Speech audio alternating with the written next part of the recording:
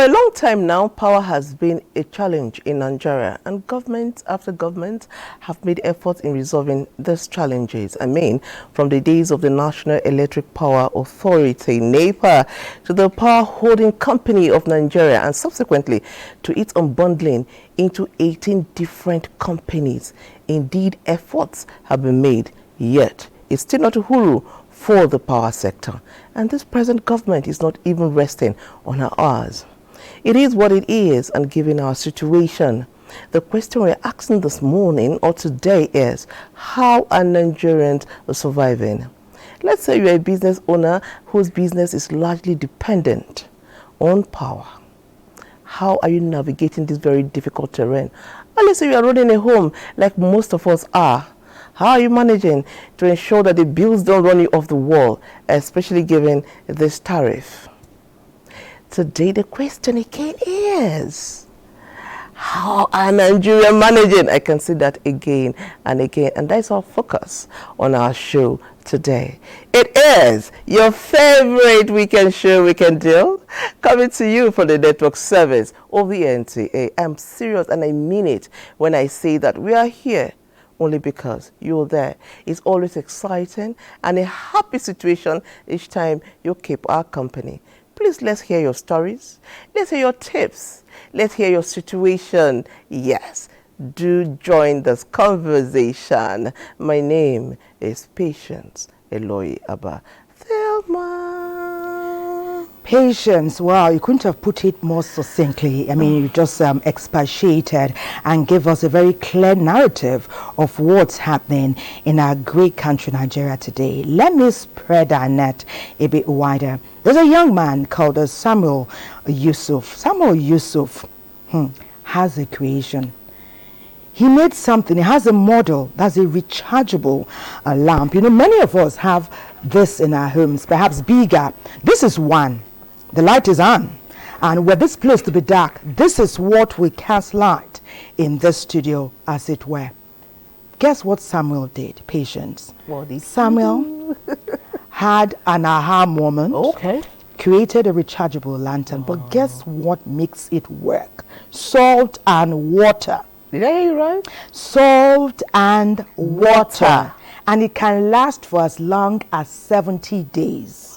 And when that is done, another recharge with salt and water. Wow. Well, I made efforts to locate him, but it wasn't possible. For reasons best known to those who I contacted, they refused to release his contact. That's sad. But I have little doubt that his friends, his family will watch this production and they will get in touch with him.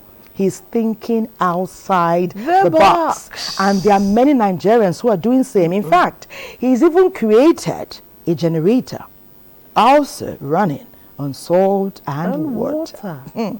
In fact, he says he's going to do a lot more. Many people are used to solar panels, you know, but Samuel says there's a decisive, amazing, creative way to do it, and that's where he's looking at. You know, it was the ancient Greek philosopher Plato who said that it's our need that will bring about inventions. Yes, and over time we molded that to become necessity is the mother of invention. Yeah. Samuel and his cohorts heard it. Yes, they did. And they worked assiduously. And in 6 months, he had a creation such as this. These are some of the alternatives to lack of power supply. Yes. And we can do it within Nigeria. It's a very heartwarming thought, I must tell you. You know, Nigerians, how are you doing today? You raised your standards and you chose weekend deal. For your Saturday and Sunday is all about us, and you made the right choice. Yeah. We're going far and wide. We don't just do FCT or we say we go to Lagos. We're going nationwide to bring different angles and different perspectives to enrich our conversation, which you are the center of. Peter already told you. Let us know what's happening with you. Or do you have an invention? Yeah. And you're looking for a platform to showcase it? Tell us your story. That's why we're here. Samuel's done it and he's going to come here someday soon. And so will you if you have something to share with Nigeria and the continent. Welcome to Weekend Deal.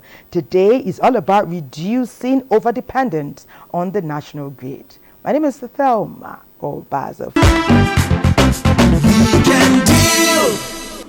Nigeria has had a very interesting journey talking about electricity from the National Electric Power Authority until it was unbundled. So now we have PHCN, or we had. Now we have AEDCs and KEDCs and EDCs nationwide.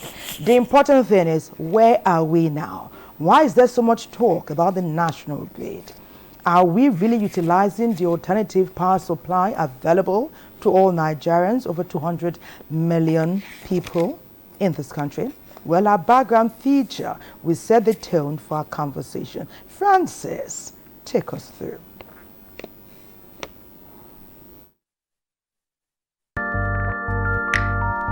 The energy needs of the countries of the world are increasingly growing. An international projection reported that the energy dependence of the world is expected to rise by over 34% between 2002 and 2025, while that of developing nations will double this percentage. Presently, 76 million Nigerians of the Nigerian population are not connected to the national power grid. For those connected, power supply is a serious problem, as approximately 90% of the total power demanded is not supplied. It's not rocket science, but it's not easy to do if you've not, if you're coming from entrenched inefficiency. If you bring back that project management and monitoring and enforcement mechanism, you will be able to optimize the capacity we have now. All these figures we've spent in the power sector are not really figures well spent. We have a pen chart for throwing money at the problem, meaning you know there's a problem. Instead of diagnosing the problem, you think that just put money. It could be that beyond money, there's something that's going on here. The problem is a system leadership failure. The story of the power sector in Nigeria started with the first electric utility company named Nigerian Electricity Supply Company, established in 1929.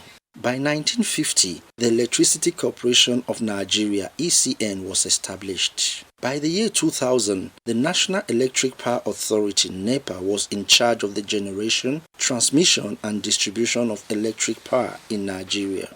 In the late 2000s, National Electric Power Authority (NEPA) became a public liability company. The name was changed again from National Electric Power Authority (NEPA PLC) to the Power Holding Company of Nigeria (PHCN) in 2005. By November 2013, the privatization of all generation and 10 distribution companies was completed, with the federal government retaining the ownership of the transmission company. Notwithstanding this development, Nigeria has not been able to achieve electric power sufficiency.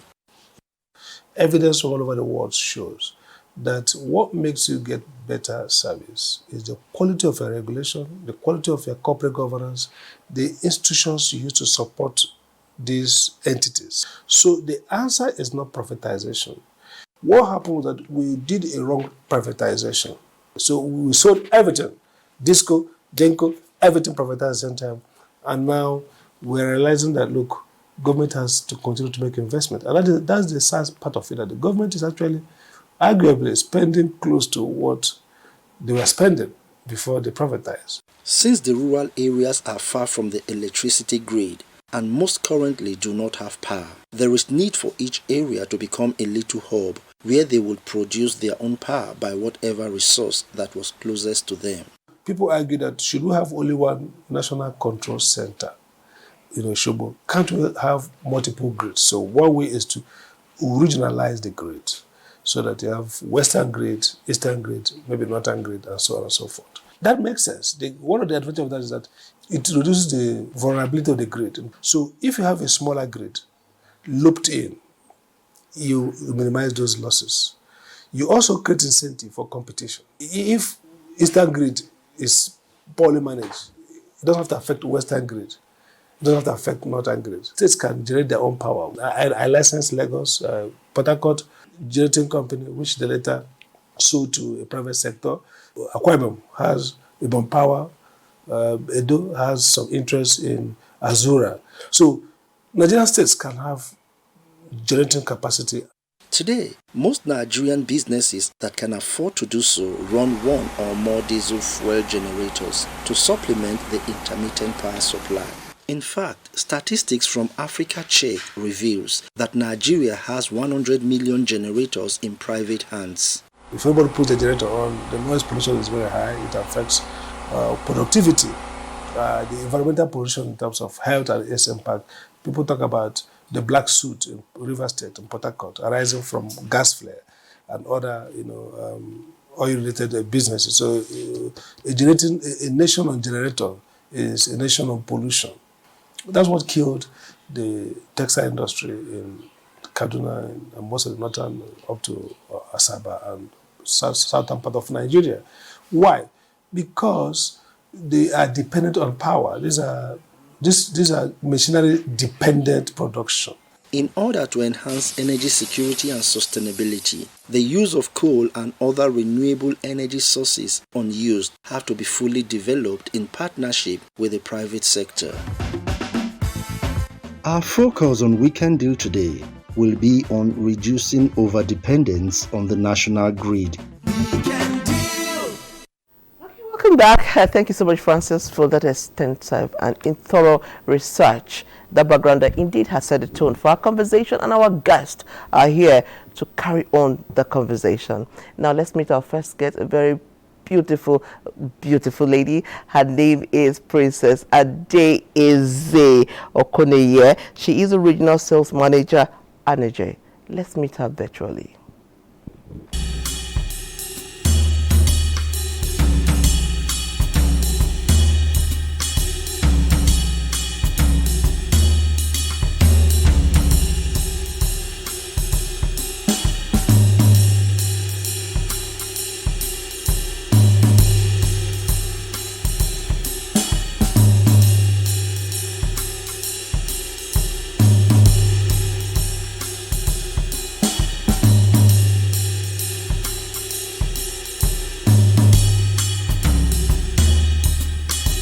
She's the Ada of her father, the king.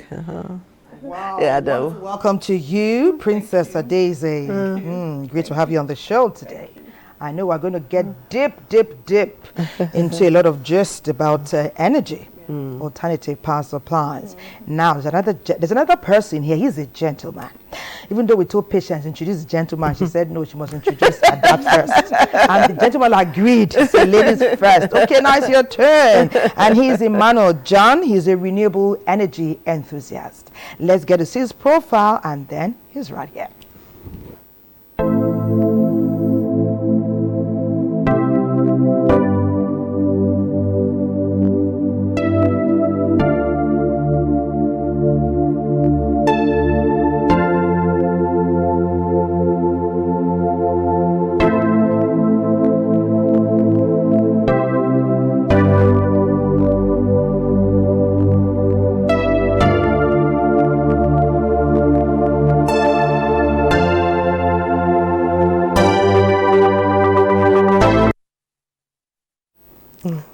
Hello, Emmanuel. Hello. Great to have you on Weekend Deal. Thank you. Nice to be here too.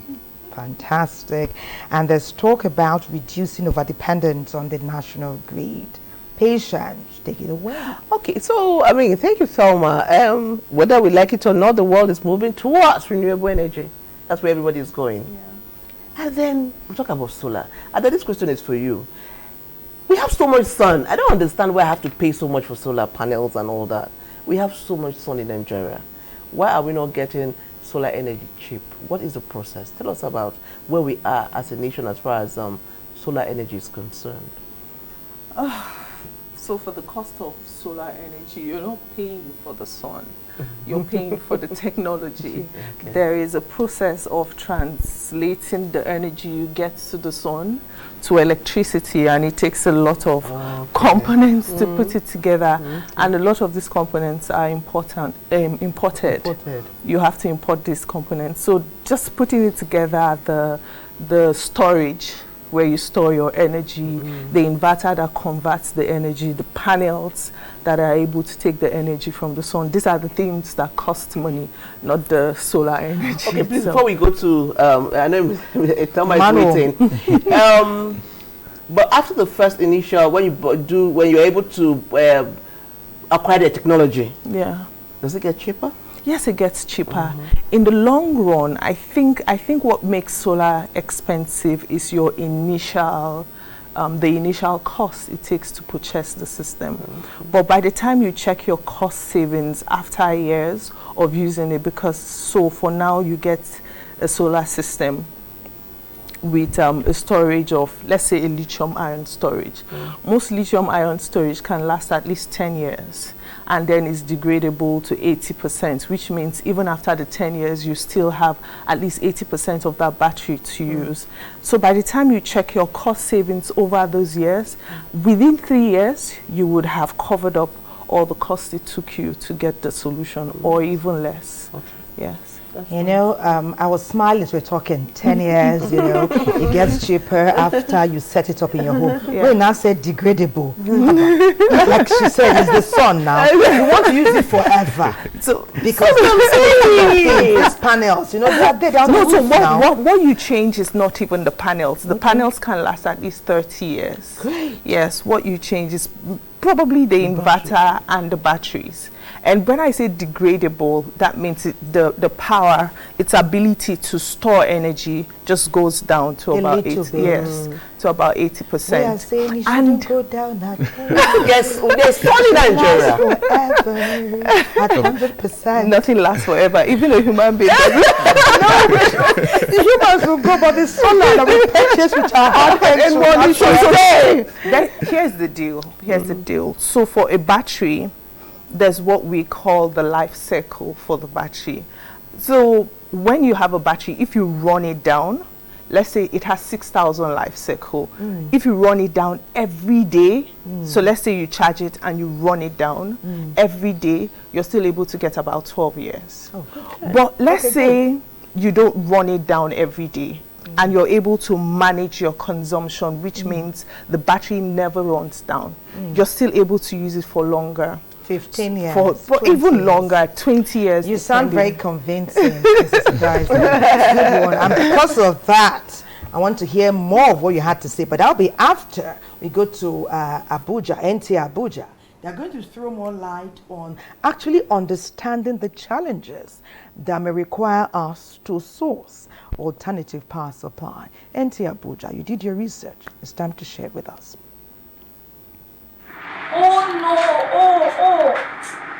Spanning the period between 2010 and 2023, Nigeria's power supply has suffered roughly 232 cases of partial and total collapses. Power outages, load shedding and voltage fluctuations are a daily reality, affecting the quality of life of Nigerians, productivity and comfort, bedeviling the growth of business and company operations. Like now, for more than 24 hours in this shop, we have sewing to do for Salah, but we are not able to do it because we don't have light. And is it buying fuel for generator with the cost of fuel? How are you going to meet up? I have tailors that I have to pay. You understand? My tailor yesterday was just sleeping. He just even went out, no light. It's seriously discouraging, honestly. Like where I'm coming from, for the past 2 days now, we have never experienced light. We don't know what happened. You see, it affects businesses directly or indirectly. People that are into production, a farmer that make use of lights, a farmer that it will affect their production. People that like barbers, it also affect them in one way or the other. Even people now that are producing ice, if you get to check now, for these pure water people now to sell, ice is being sold for 1,500 naira now per block of it. Where are we heading to? It's because of this increment. They used to get it at a rate of 400 naira, 350, but now it's going for 1,500 naira. So now that is what makes pure water to even increase now to 50 naira per one. What are the causes of this energy crisis and what practical strategies can be put in place to cope with this incessant power failure? One of them is caused by the customers themselves. Most of them bypass NEPA bill. They don't pay bill from year to year. In Nigerian Republic here, Maradi, you can't just disconnect. Maybe NEPA comes and gives you light and you don't pay NEPA bill. It's a very big serious offense. There, Maradi in Nigerian Republic. Then another one there is that most of our power stations are old. They are not guaranteed normal supply of power. I just went inside what they call it, Worcester Market right now to get this new frame. All the people that are using doing business there are using small generators, and that in other way around affect the cost of what we the customers buy. The government should be able to harness the use of solar system, like it's been done in other countries, just like the way geometrics have done in Aba. Nigeria, we have this coping strategy that many of us don't depend on government. We run our generators, despite that the PFM is very high, that's petroleum is very high, but people still depend on their generator to do one or two things for themselves to survive. We have so many, rivers and streams and all that we could use in Nigeria now to generate light itself without spending much in it. But then politics is being prevailed on issues like this in light. The only way to cope is to have money to get inverters and then the one that has solar actually, because I don't know, I think that's the only way you can cope, because if you have inverters you can always use the solar in the afternoon and then burn gen at least for like 3 hours in the night, and then you'll be able to manage. The only option that we have now in place of power is the solar panel, the inverter and the generator. But all the three, they are not for the ordinary Nigeria. From the National Electric Power Authority, NEPA, to the Power Holding Company of Nigeria, PHCN, and then unbundling into about 18 successor companies, the story still remains the same, a phenomenon which the average Nigerian has learned to cope with and adjust to. Okay, so the respondent there said solar generator is not for the common Nigerian. So I'm going to go straight to Emmanuel John. I keep saying it, we have so much sun. Do you think as a nation we are taking full advantage of this alternative energy source? Do you think, because by now I would expect that Nigeria, like Ada said, she said it's the technology to acquire the solar, the solar. Don't you think that by now we should have the technology, make it cheap for everybody to take advantage of it? Why are we still importing the technology? Are we taking advantage of these resources that God has given us to have alternative energy? Okay. So, regarding taking advantage of solar in Nigeria currently, so the space, of course, is still very much fresh in Nigeria.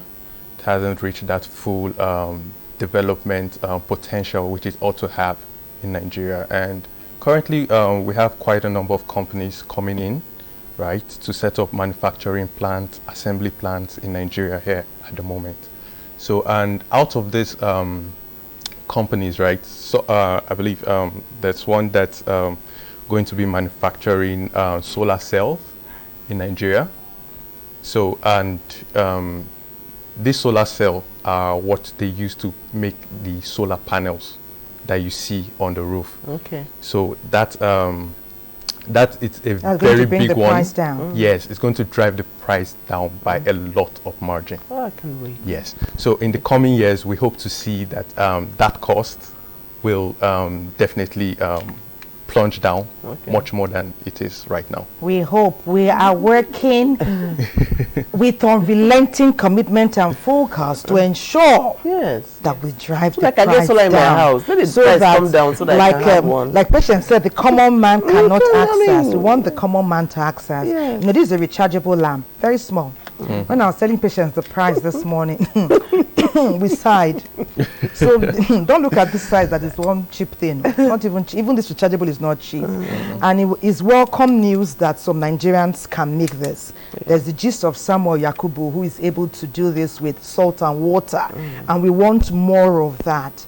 Emmanuel said that the solar exploration and its potential in Nigeria is fresh. It's not that fresh. We have, does it seem like we've been slow to latch on? That's what I think. And the other alternative power supplies, a lot, like the rechargeable. We're exporting so many things, you know. What are vibrant, young, energetic people like Princess Ada and Emmanuel doing, and others of your ilk, to tap into tap into it and bring everything from within? So like he said, we are beginning to have manufacturing plants here in Nigeria.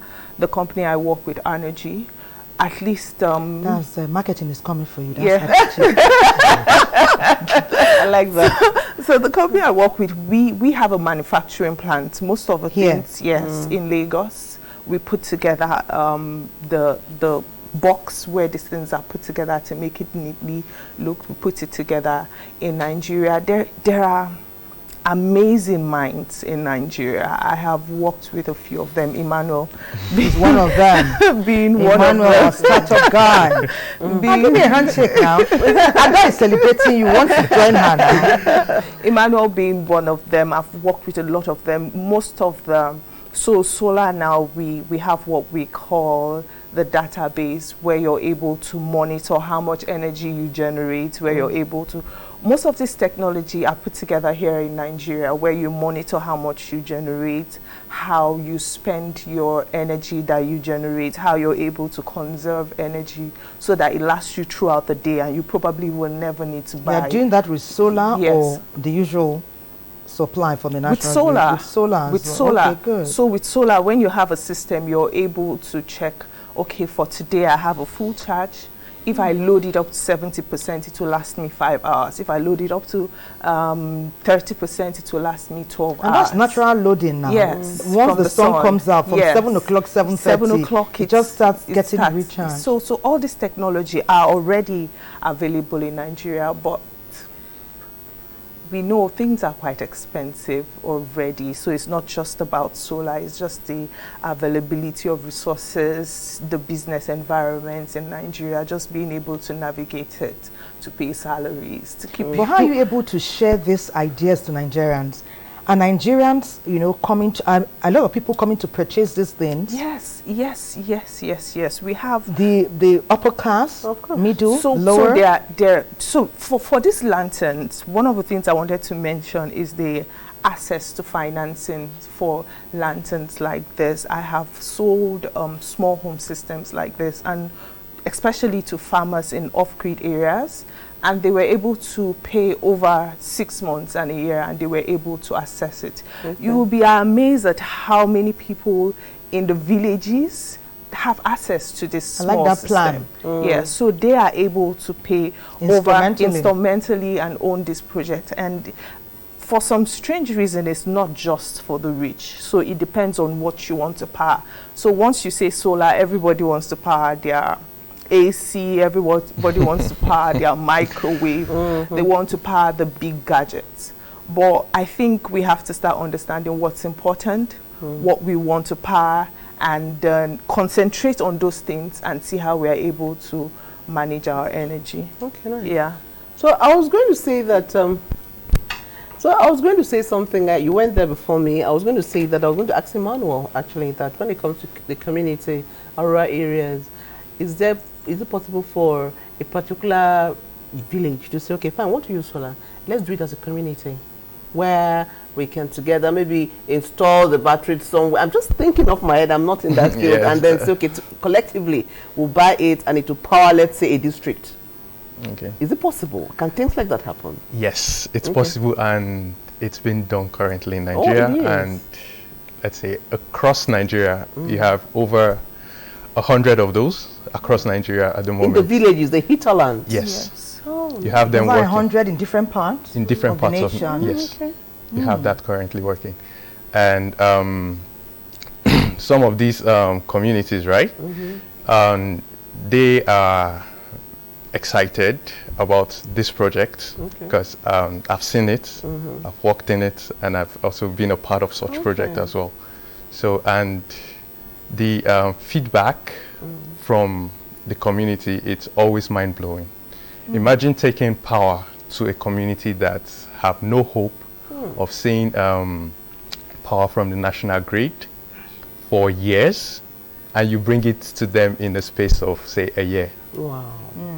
Imagine the kind of transformation you bring into the community, the amount of lives you're impacting. Okay, business and economy as yes, well. and I'm sure people, one community is watching you and they're like, we want this in our community. Can you walk us through the process? What do? You have to put the money together and buy the batteries, or how does it work? I'm thinking in my head. Emmanuel, just hold your thoughts. When we come back, you throw more light on that. Tell us, what you do for the community at the rural level. For now, we're being asked to go to Enugu. Enugu is being showcasing the resilience of small and medium-scale businesses. You won't believe these people are indomitable. Enugu, take us there. Different businesses, different owners, different locations, yet one common challenge. Power failure has become a knotty issue that is threatening the existence, survival, and sustenance of enterprises in our country at the moment.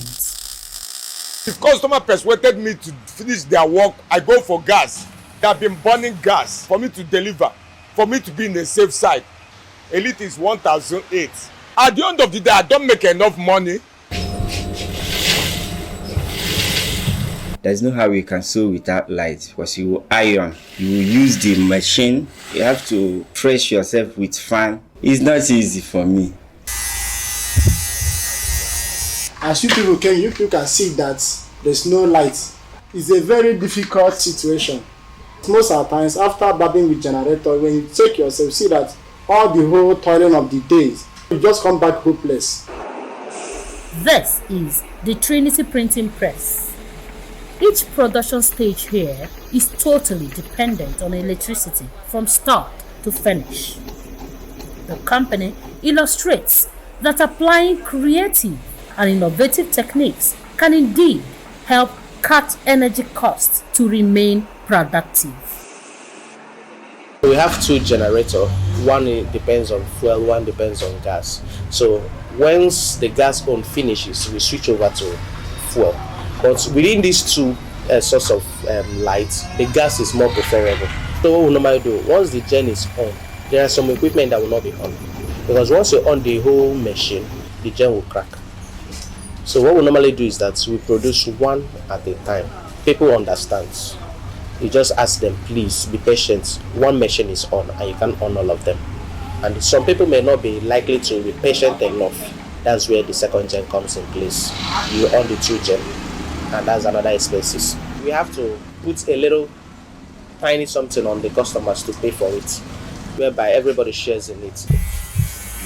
The story of resilience and unwavering resolve to succeed was also observed in other places visited.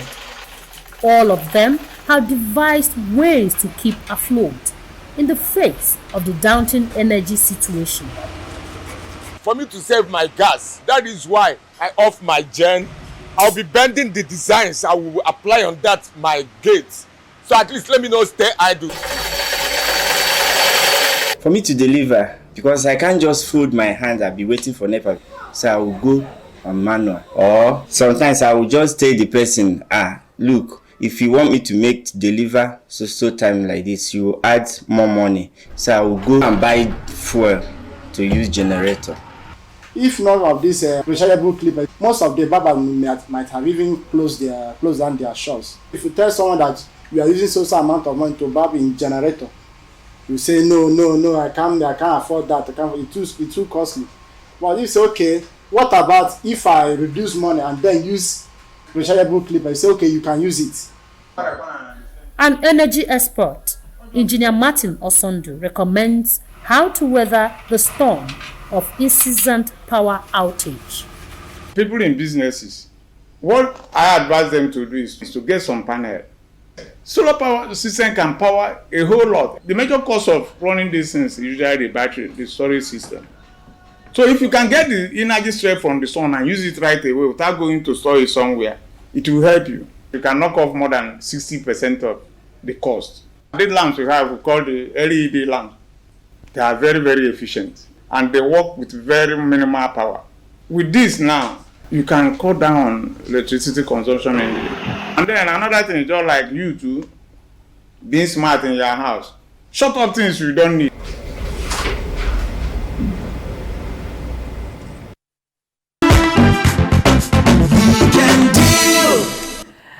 Welcome back and thank you, NTA Enugu. That's a whole lot of resilience and hard work there. Keep up that energy. That is the Nigerian spirit. Okay, before Emmanuel responds to the last question I asked him, there's a message here I want both of you to respond to after Emmanuel must have spoken. He said, good morning, please. I want guests to enlighten Nigerians about the correct positioning of solar panels because many Nigerians put panels on roof without considering the correct angle position, which reduces the efficiency of the system. Dr. Nasir Bello from Gombe. Okay, so you will speak about this community thing, and then both of you might respond to what the positioning of the panel can be. So back to the community. So we have a number of these communities that are currently being powered by solar. And of course, they've been having an amazing life ever since this project kicked off. Okay. And most of these projects in these communities are mostly pioneered by, of course, the government through the Rural Electrification Agency. Okay. Yeah, as well as developers, private investors in Nigeria. Okay. Yeah, we have quite a number of them in the space. They are doing a fantastic job in delivering sustainable energy to the rural communities across Nigeria. Okay. How many percent, how much percentage of the rural, you said fantastic, like 3 times. So we want to join and be telling people how fantastic it has been. How much coverage will you say? How far gone are we? How much impact? Yes, they are enjoying it, but like Nigeria has 36 states and the FCT. How much inroad has been made in terms of COVID? If you want to, will you say 50%, 30%, 20%? Okay, I won't give a particular but I'll give you a significant number of the number of lives that have been impacted through this project. Over 1 million. 1 million households have been electrified through in different parts of Nigeria. Okay. Yes. Are you optimistic? Is that a great figure? So what does the future hold? The future holds more. The future definitely holds more for this space, and given the upcoming events, which we are going to be seeing in later part of the year, we're going to see more of these mini grids. We call them mini grids, solar mini grids, being rolled out across the country. It's much more bigger than what has been done.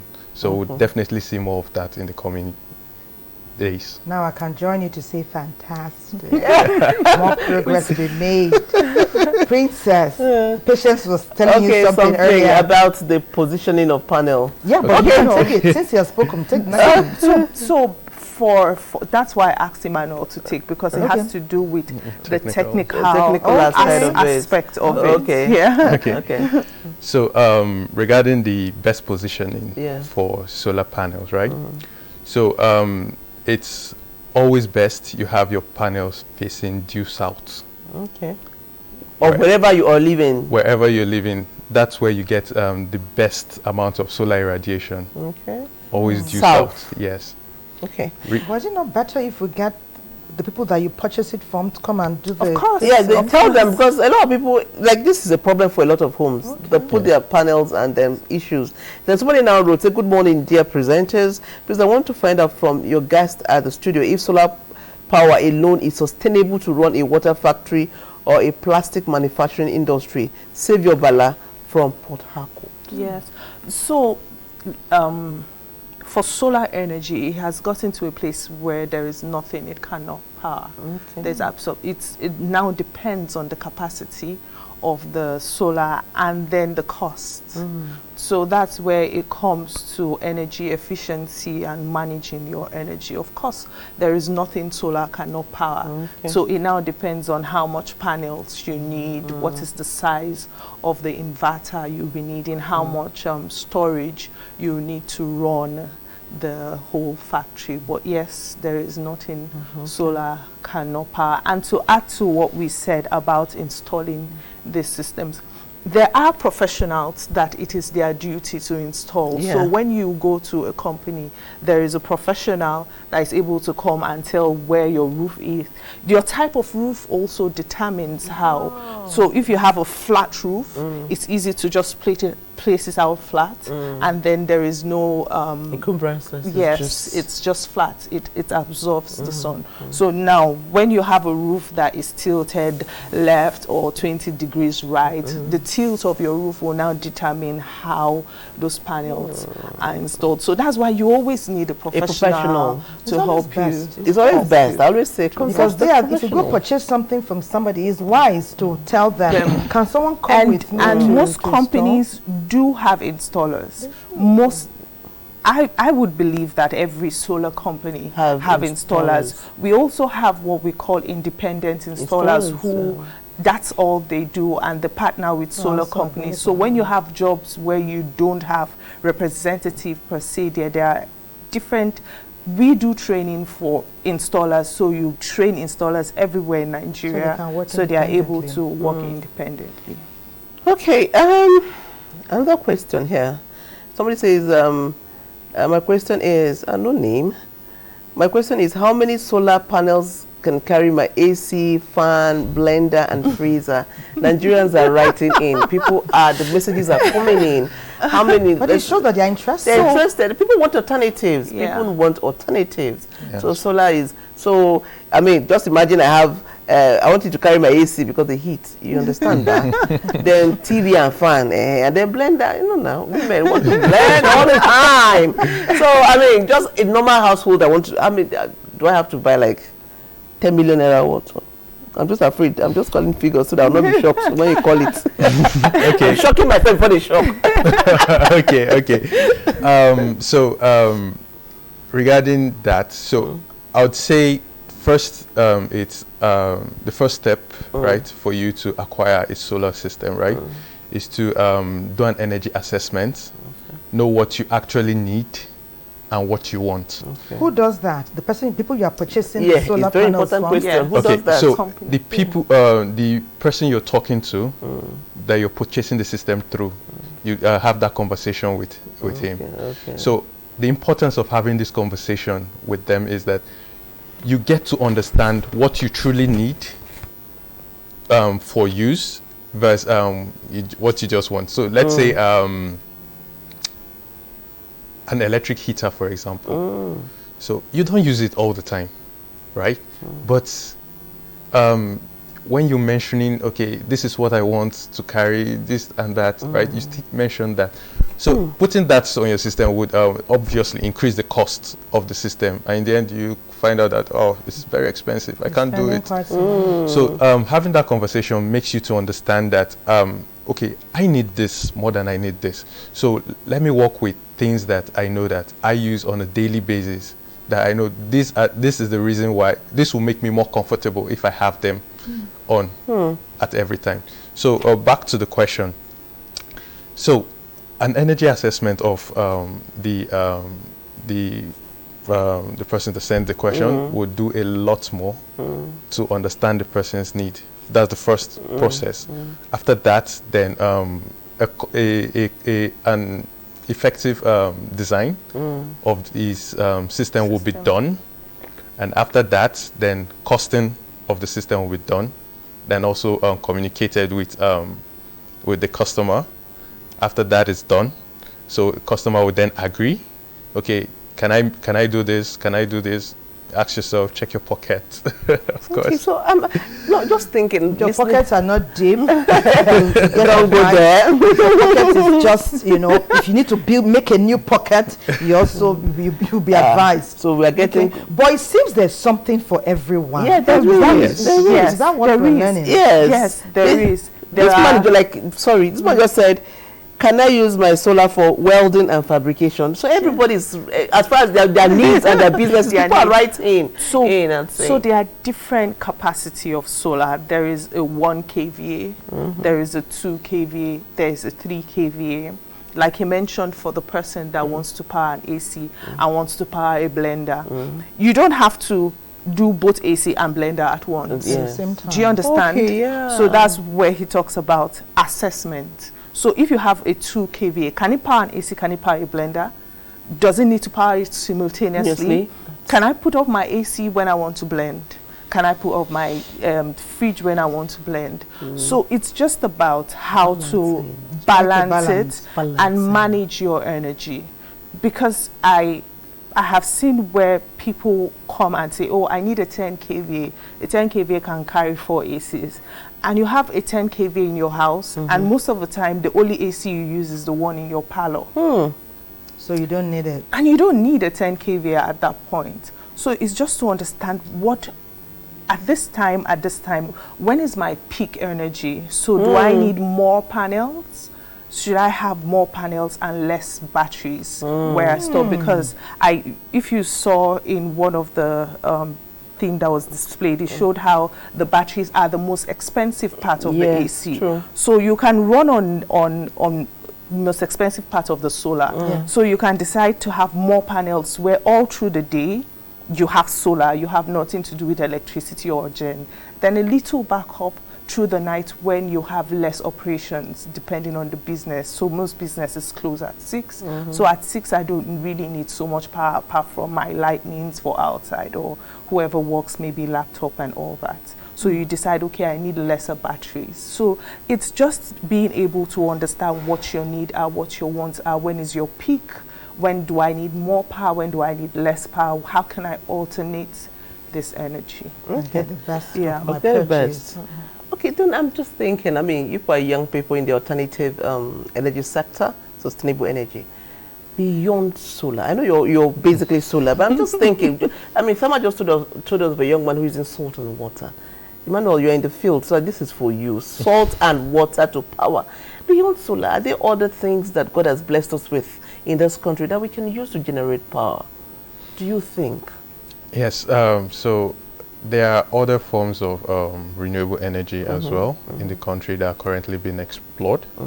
And of course, yes, there are a bit of challenges here and there, but the most predominant are mostly on hydro. Okay. Water, the dam. Yeah. So you have hydro, and around the dam, there's a solution currently brewing in Nigeria for a self-sustaining hydro. Just a small system, just provide a little power to power some basic home appliances, and you don't need a large dam and all of that. That's for homes now. Yeah, for homes. Purposes. Yeah, it's currently being worked on in Nigeria here.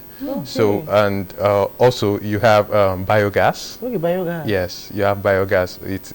It's coming to mainstream right now. I think we heard that from Enugu. Yes, so you have people converting their organic waste to gas, using it for cooking, and also some using to power generators as well. That's serious. Obviously, if you have a stream around your house, this hydro solution you're talking about will work. Definitely. But we need services of those who understand it to come and make it work, right? Yes. Not that we just go to our stream. Baby, you can't do it your own. Everybody wants to be, an innovator and to be self-sustaining. So if they need to call Emmanuel and Princess Adesanya most of the time, perhaps it's not free. They will just get to their car and come to your house free. Even if you have a wonderful looking stream, you will need to dip into the mid pocket, deep pocket, to be able to put together the technology. Who bring the them? system. I think there is a saleswoman. The technology. You say that you're looking at the money. There is a system that turns water to electricity. So that's what we pay for, that's right? That's what you pay for. Okay, not the water. But I'm also thinking about it. Sorry, I'm coming back to you again. I'm thinking, with the challenge we have as a nation, is it possible for our national power system to not think outside of the box? To say, okay, there are so many private sector companies providing alternative energy. Let, for example, our ADC and all that begin to synergize with them and say, okay, let's work with these private companies and give Nigerians power? Is it possible? Instead of doing the same thing they've been doing, changing names, ADC, PSP, and all that, unbundling and all, can they actually synergize with the private companies, like whatever private company is providing light, and say, okay, fine, let's go for alternative energy source? Yes. Is it doable? It's doable, and it's currently in practice as we speak. Oh. Yes. So I'm looking at a crystal ball. Partner with solar DC. Okay, So, electricity, right? Yes, Abuja electricity. SDC. Yes. Solar DC. Solar DC. Or renewable water, something DC. Or hydro DC. Or hydro DC. Exactly. Emmanuel, you are the man. Tell us more. Okay, so we have a number of opportunities in this space currently being presented by the electricity distribution companies, right? I, for one, know of AEDC. Okay. Yeah, opening up the space to allow developers, solar developers, come in to build mini grid in some locations which they pre-selected. And this mini grid, it's to serve a particular cluster of community to improve the power condition of that community. Hence, driving, of course, productivity, as well as, of course, benefits, security, and growth, development in that community as well. So you have that with other discos as well in the space. They call it embedded generation. Okay. Yes. So it's out there, and most discos are really tapping into it. They're excited. Yes. You know, you said it's out there. So is it a work, W-O-R-K, is it a work in progress, or W-A-L-K? Is it a walk in progress? Or is it a talk? Is it a talk that is progressing? Where are we as we speak? Because just some few hours ago, those of us are not able to purchase solar. Yes. Thank God we're meeting you both. You sleep well at 12, you're smiling, you sleep well, nice dreams, everything.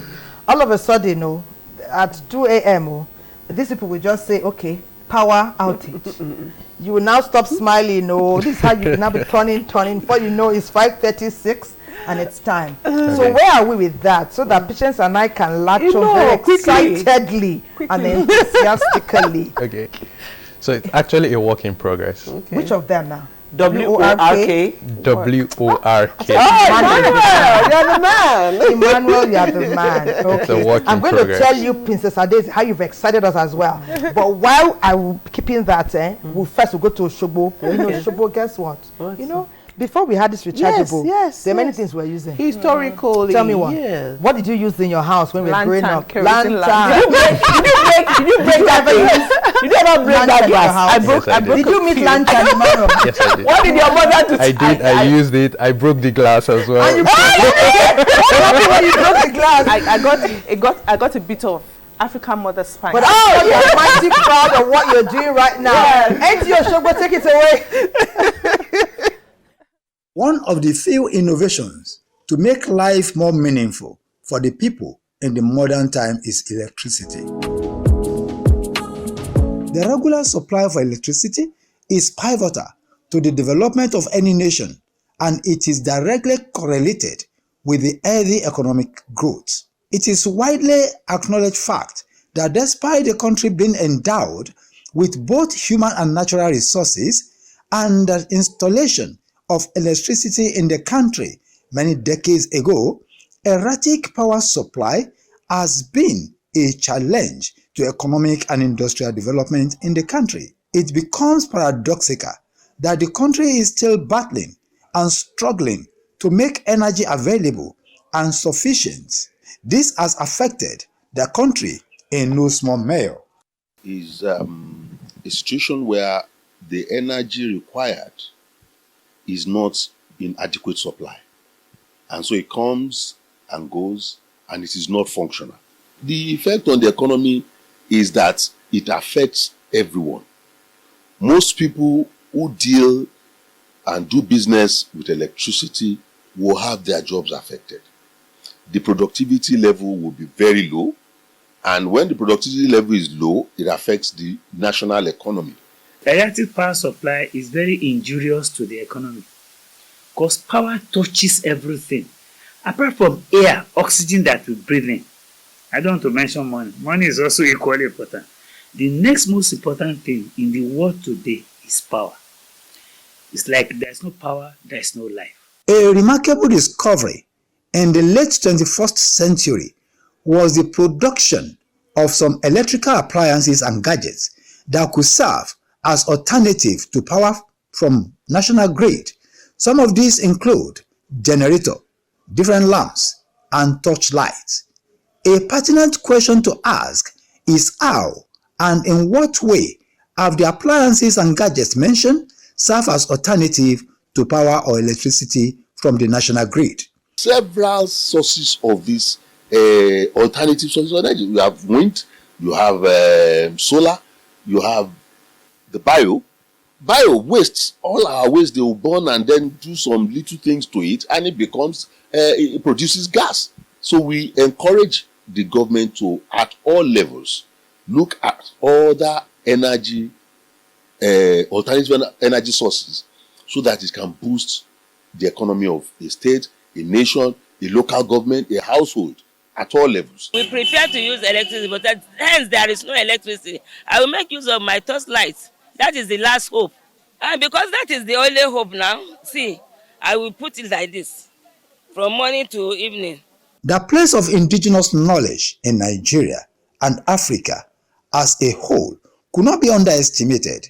Indigenous knowledge has shown itself to be an important and effective resource in life, especially in the rural communities in Nigeria. Some of these appliances include oil palm lamps, kerosene lamps, and many others. During the day, we manage our life with both natural and artificial endowment. In the day, we use the sunlight,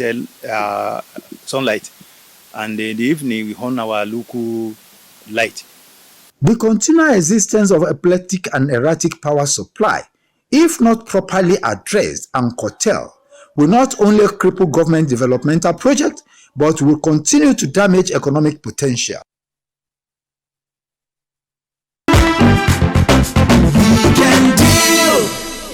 Welcome back. If you're just joining us, it's all about surviving, managing the electricity situation in Nigeria, and we're looking at alternatives. And our guests have been taking us through this part. And we're looking at historically, you know, that's a feature before, short story before now. It was on way back, and we started and said, what were your experiences? Let's go a little way back, from the days of candle to lantern. It's true, candles. Yes, candles. What happened to candles? Do you know? My mother twisted my ear tie. Why? I didn't like the lantern. I liked the candle. Like, why? Yes, nothing good can come of it. It was easier to light. Yes. It was easier to light, and you didn't have to wash anything. And no contact with kerosene. No kerosene. And your village people not set you up to break that glass, because the day they set you up, no matter how careful you are, you will break that thing. And I went to my mother's table with a candle. You did? Yes. We lighted the candle and we slept off, and we woke up and the table was... Thank God it was just the table. Good thing it was the table. Some of us have deeper, wider experiences. I didn't stop at the table. Yeah, so there I remember very well how when you're taking candle to the wardrobe to search for something, and there's a possibility of you be putting the candle as a child, you're not very touched, and the next thing it touches the cloth, and the cloth catches fire, and you're struggling with fire. There were a lot of downsides to what we used to. There was also the kerosene. Is it the wick? The wick. Oh! Ma! You know, sometimes when my brother changed the wick, tell ma! I tried. I could never put that through. I had that issue. I could put the glass, but I could never change that wick. But there's also this one that you put kerosene in a container and a wick, and then it just burns in the village. My grandmom used to have that. Not the lantern itself that had the globe. There is no globe. It was just the wick burning. I'm sure the Gen Zs are watching us and like, what are they talking about? worry. You can imagine the fumes that we had to deal with. Yes, we inhaled. Yeah. So, I mean, talking about solar, we're back here, and then somebody, his name is Ilya Philip from Kwali, FCT Abuja. A community that is serious in need of solar system. We are a community in serious in need of solar system. Around us, some communities around us are enjoying it already, but ours is yet to take off. We'll be glad if you guys will capture our community. That means around Kwali, like he said, some communities are actually enjoying this. And it's not just the mini grid, the small home solutions. I worked in a community somewhere in Gwagwalada. You'll be amazed to see that kind of community here in the FCT, where it was a serious village, no lights, people were still tying clothes. It's serious village, and we provided them with small home systems where they could have basic light for their poultry, for their homes, so they can. Did the community call you or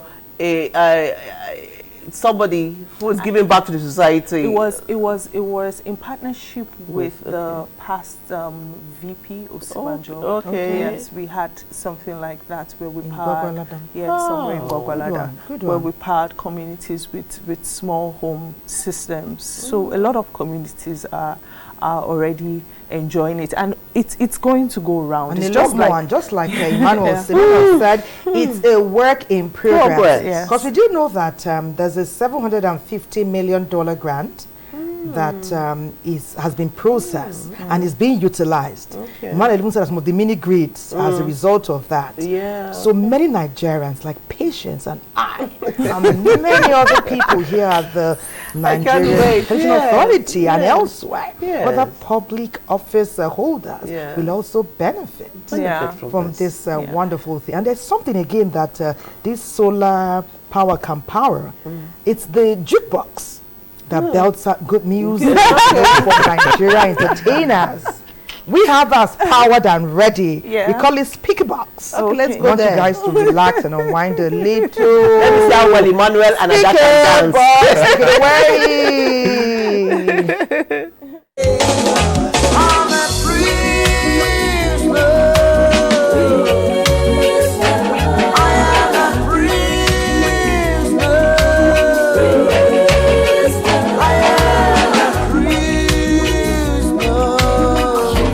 That's a Kennedy. Yo, fine girl, sip that jejely. Baby love, sip that jejely. Unforgettable swag, they remember me. Hypnotizing like an oldie melody. I came with the criminals, my Cody defending me.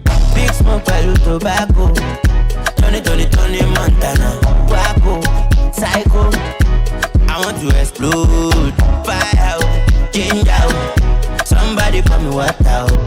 I dey on my own. I dey make you know that my back. This one.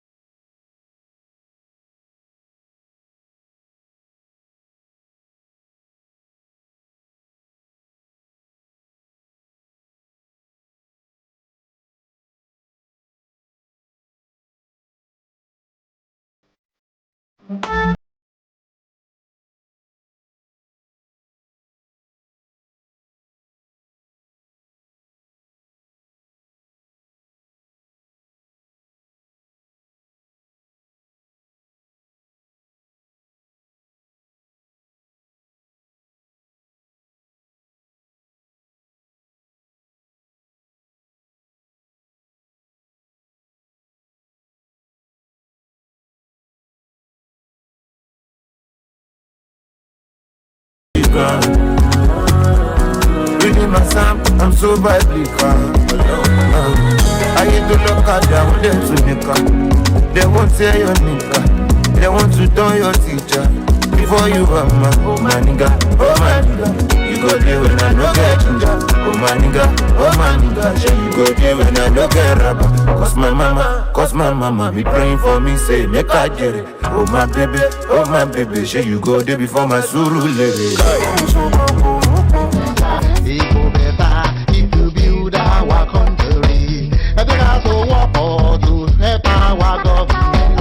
Oh, live better for our home private betterment. Tell our neighbor, tell everybody, tell our governors and Mr. President. Say for our nation. This na the message from Tony Petrila. Oh yeah.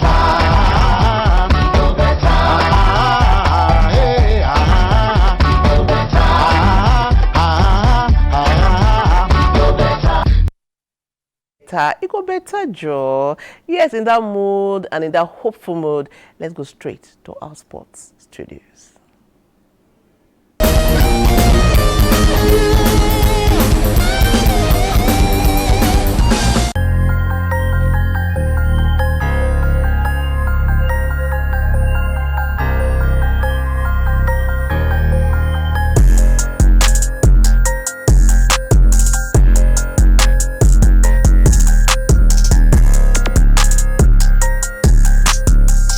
In exactly 41 days from today, the Super Eagles will be battling the boys from South Africa. They call them the Bafana Bafana. Very strong team. They gave us a scare at the Nations Cup in Cote d'Ivoire. This time, it's a battle for a ticket to the World Cup that will be held in the Americas. If you take a look at the group that we are right now, qualifying for the World Cup, we are not sitting pretty good at all. The first leg is in Uyo on the 3rd of June, and the second leg will be played a week later in South Africa. Are we ready for this big battle? Hey, we don't have a coach, I'm sure you know. We have a stopgap coach in George Trinity. The big question a lot of persons are asking, should we retain Trinity George or pick Emmanuel Amunike? Let me rephrase by saying, between Emmanuel Amunike and George Trinity, who should Nigeria have as coach? That is, if we have decided, the Nigerian Football Federation has decided to have a Nigerian lead the Super Eagles of Nigeria. That's what we're taking a look at on this edition of Sports Summit on Weekend Deal with just truly Godwin Enakena.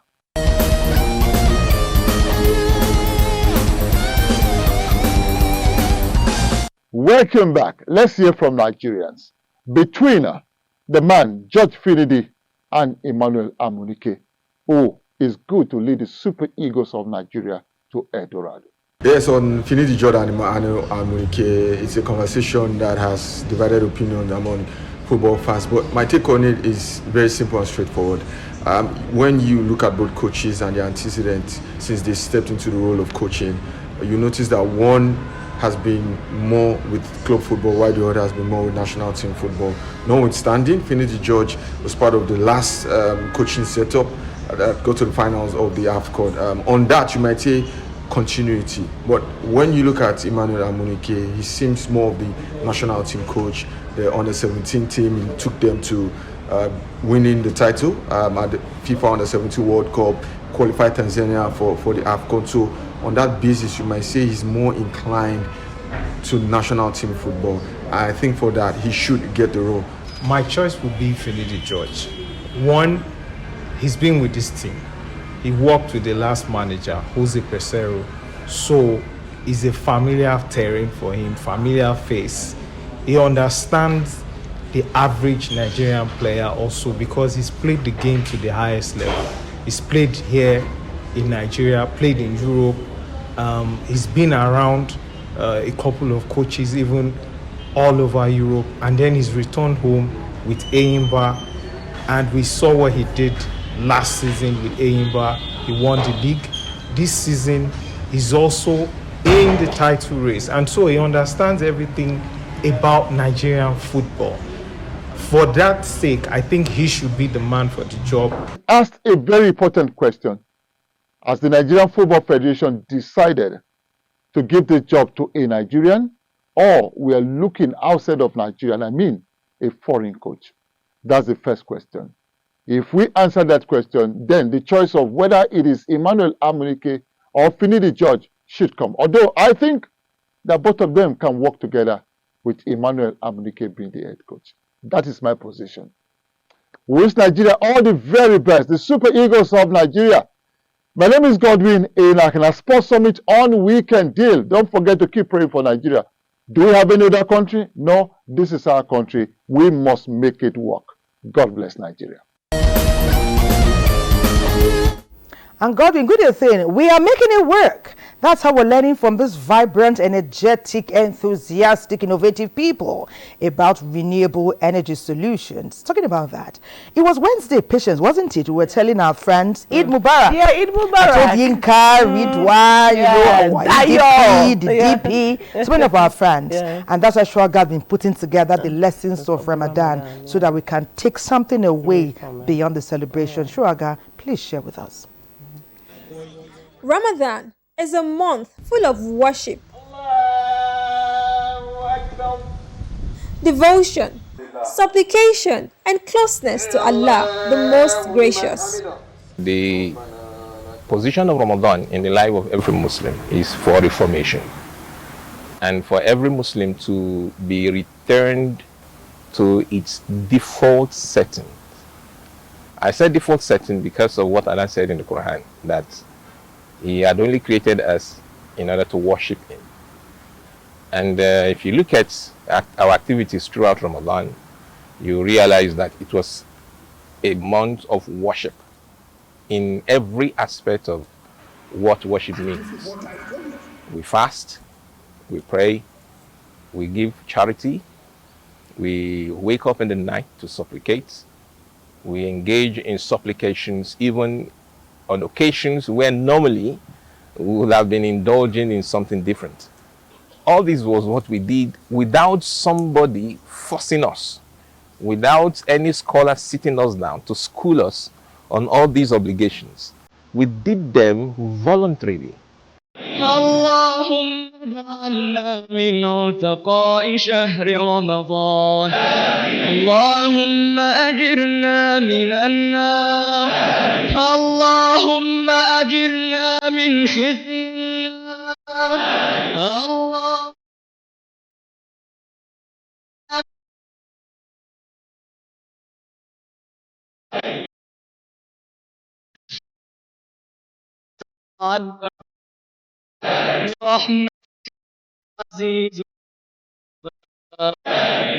Perfection is for Allah subhanahu wa ta'ala. We are always striving as Muslims. And we have strived in the past 30 days that have concluded. And as we know that Ramadan is a month of worship, is a month of the Quran, is a month of Sadaqah, is a month of Tilawa. So many acts of worship. Allah subhanahu wa ta'ala says, وَمَنْ خَلَقْتِ الْجِنَّ وَالْإِنسَ إِلَّا لِيَعْبُدُونِ. Allah subhanahu wa ta'ala has not created man and jinn except to worship him, Allah subhanahu wa ta'ala. Meaning that worship of Allah subhanahu wa ta'ala was upheld in totality in the month of Ramadan. Because ideally, without Ramadan, we engage in act of worship. But in Ramadan, we hold it in high esteem. Why? Because of the reward therein. Spirituality, generosity, empathy, serenity, and solemnity pervades the air. Recently, the month of Ramadan said goodbye to return in about 11 months' time. Rasul sallallahu alaihi wasallam made it clear to us that the best action is the one that is continuous, even if it is small. And those things we did in Ramadan, it would have been better, or it is expected of us to continue to do them since Ramadan is over.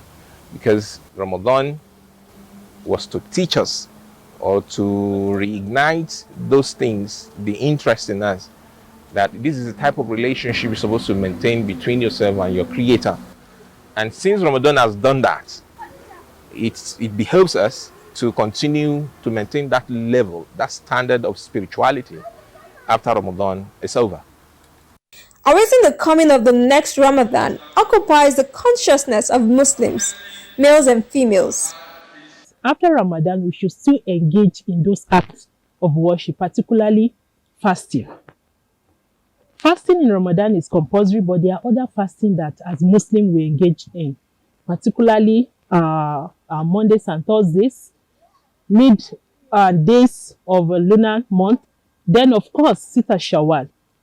And if we so wish to fast for the sake of Allah, irrespective of these days I've actually mentioned, we can still fast for Allah subhanahu wa ta'ala. During Ramadan, by our nature as Muslimah, there are some periods that ordinarily we will not be able to fast. Alhamdulillah, some people are so lucky that in the month of Ramadan, they were able to complete it without menstruation. But naturally, you find out that some of us miss like 6, 5, even some miss as much as 15. Why? Because of their menstruation. And as we all know that during this period, you are not expected to indulge in some act of ibadah, particularly your salah and the fasting. So having finished the Ramadan period, what next for you as a Muslimah? The most important thing at that point is for you to pay back your mixed fasting. But however, you find out that some people talk about Sister Shawwal, because when you look at the hadith of Rasulullah, it says, having fasted 30 days of Ramadan, it's very good for us to follow it up with the 6 days of Sister Shawwal. That is the 6 days fasting in the month of Shawwal. For if you do it, it's as if we have fasted for a year through. The challenge of replicating the heightened submission to the will of Allah and dedication to seeking His pleasure experienced all through the holy month stares us all in the face, irrespective of the vagaries of life. The Ramadan period is actually a very intense period of sacrifice and prayers, and it's our prayer that God Almighty will answer all your prayers, all our prayers, because when your Muslim brothers and sisters pray, it's for the nation, that God Almighty will answer our prayers and grant us His will. Okay, well, our time is fast spent. We'll be rounding off now. I would ask our wonderful, vibrant, like Tama has been describing them, wonderful, young, vibrant guests to tell us their final thoughts on everything. So I'll start with the Princess Adeze.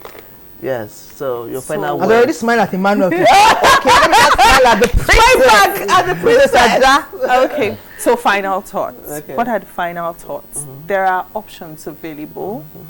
And I think we need more education on how to maximize this option available. You have the ability to manage your energy. You have to be educated on how to assess solar energy, how to know that you do not need millions of naira to have a solar solution in your house. You can start small. You can have the basic lighting, fan, TV, blending your food, refrigerator.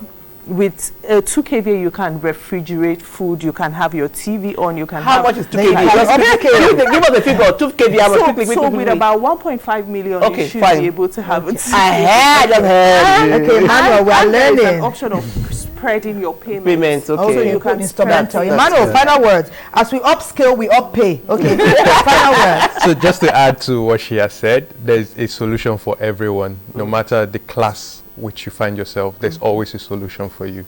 Could be from a simple lighting solution for your home to see during the Telma's rechargeable. Yes. Could this be the solution for? I want to move beyond the solution. Some panels, of course, you still have some solution in this class that you can use your fan and TV as well. Good one. So there's always a solution for you, regardless of whatever socioeconomic class you find yourself in. Interesting, great. Beautiful. There's hope. Hope renewed. Talk to Princess Adeze and Emmanuel John about other alternative renewable energy solutions. We'll say bye-bye. And well done to Samuel Yakubu, the Salt and Water Plan. And he's doing a generator as well. Whoa.